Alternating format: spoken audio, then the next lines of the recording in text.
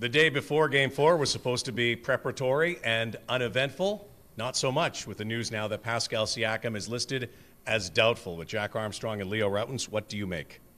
What has happened to pro sports that a guy has a contusion and he's doubtful? I don't know. I mean, I'm not sure if it's gamesmanship. He's going to play.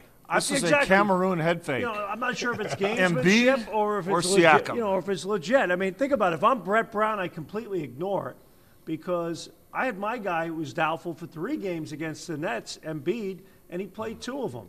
So I don't know whether it's fact or fiction. The reality is, I mean, this is the playoffs. You play with a contusion. I agree. But in light of this, let's say it's real. My suggestion is everybody talks about Philadelphia's length. Go big. What are you trying to do? 1, you'd like to get Gasol going. 2, you'd like to get Ibaka going. Ibaka thinks of him as a starter. Maybe that's something that can get him going in the right direction. I would agree with that. So they may monitor Pascal Siakam's minutes if he plays, which he will. But what are they going to do with Kawhi Leonard's minutes this time around? There were a lot of criticism about the amount of time he was left on the floor in Game 3. Well, obviously, you know, we're joking a little bit, but legitimately, whether Siakam can play or can't play, I think that plays hand in hand with what you're able to do with a Kawhi Leonard.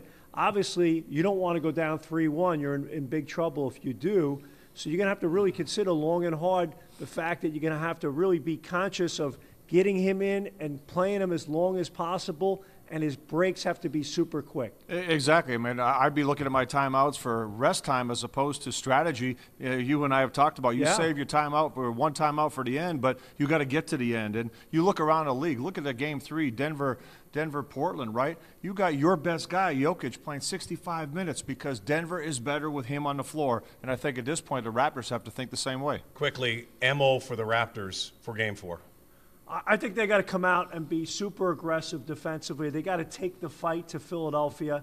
They got to turn them over. They got to be more physical and aggressive on the defensive backboards. And then last but not least, Leo, at the end of the first quarter, they have to have the lead. I think it's really important for them to play with the lead tomorrow, and that means they got to be the super aggressive team throughout. Agree with that. That defense has to be finished with rebounding, like you said. Without a doubt, that has to be a priority. In Game 1, the Raptors pushed off makes and misses. You have to do that. Dictate tempo, and above all, take and make shots. You can't pass them up. Playing with the lead, very important. Maybe getting the first basket. The Raptors have trailed for the last 90 minutes and 27 seconds in this series. And maybe the other thing, you hear how quiet it is right now in this building?